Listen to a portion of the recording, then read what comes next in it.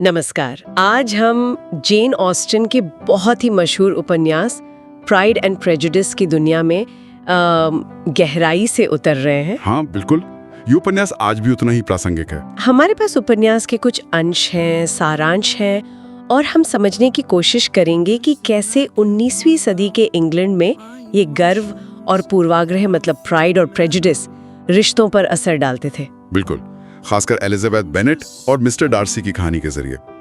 ये सिर्फ एक लव स्टोरी नहीं है, बल्कि उस समय के समाज और इंसानी फितरत का एक आईना है। सही कहा। हम बात कर रहे हैं 19वीं सदी के इंग्लैंड की, वहाँ का उच्च समाज। हाँ, जहाँ महिलाओं के लिए एक अच्छी शादी मतलब एक अमीर घर में शादी ही अक्सर उनकी सामाजिक और क्या कहते हैं आर्थिक सुरक्षा की गारंटी होती थी। और इसका सबसे बड़ा उदाहरण तो बेनेट परिवार है। श्रीमती बेनेट, जिनकी 5 बेटियां हैं, और उनका बस एक ही मकसद है किसी भी तरह अपनी बेटियों की अच्छी जगह शादी करवाना। हाँ, और यही माहौल कहानी के किरदारों के लिए मतलब मंच तैयार करता है। बिल्कुल, तो एक तरफ हैं एलिजाबेथ बेनेट, हाँ, मेरी पसंदीदा तेज दिमाग, आजाद ख्याल और थोड़ी शायद जल्दबाज भी। हाँ, कह सकते हैं वो चीजों को बस यूं ही मान लेने वालों में से नहीं है, अपनी राय लगती है। और दूसरी तरफ हैं मिस्टर डार्सी। उफ, मिस्टर डार्सी बहुत अमीर, प्रतिष्ठित, लेकिन शुरुआत में काफी घमंडी और रिजर्व्ड लगते हैं। हाँ, बहुत ज्यादा।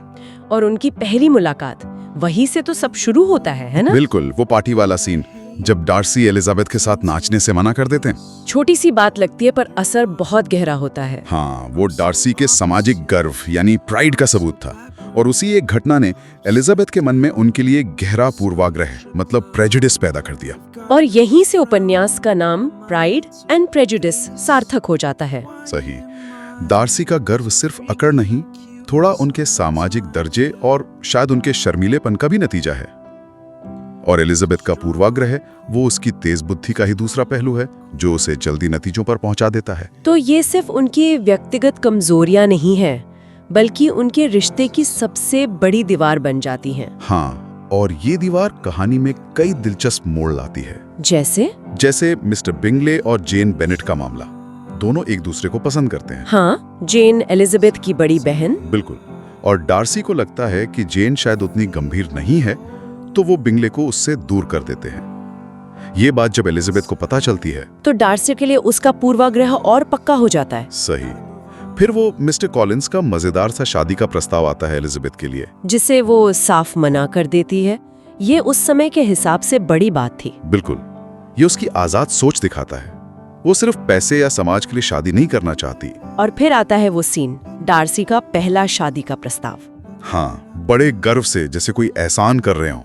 और एलिजाबेथ का जवाब भी उतना ही तीखा होता है।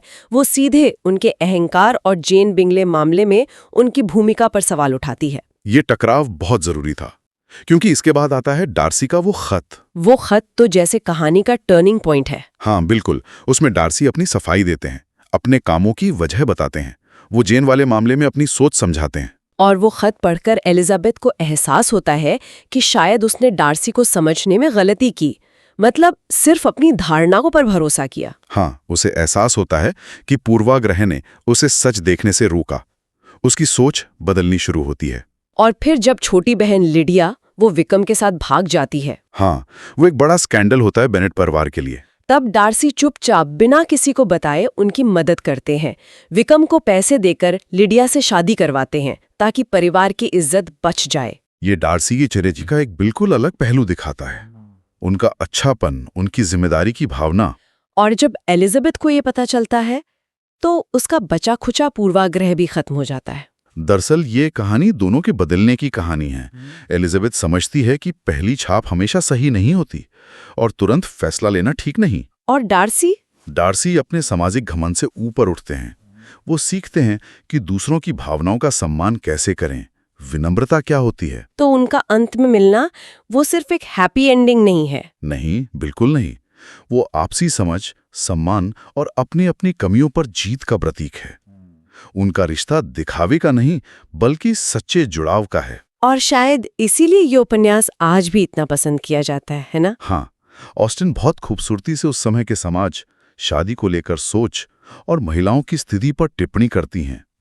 कहानी बताती है कि कैसे गर्व हमें अंधा बना सकता है और पूर्वाग्रह हमें सच से दूर कर सकता है। तो ये कहानी आज भी हमें यही सोचने पर मजबूर करती है कि हमें अपनी पहली धारणाओं को हमेशा चुनौती देनी चाहिए, चीजों को गहराई से देखना चाहिए। बिल्कुल, और शायद ये भी सोचना चाहिए कि क्या हम भी कभी अपनी जिंदगी में अपने शुरुआती फैसलों या समाज की उम्मीदों के चलते अनजाने में अपने रिश्तों या मौकों को वैसे ही सीमित कर देते हैं जैसे शुरुआत में एलिजाबेथ और डार्सी ने किया था।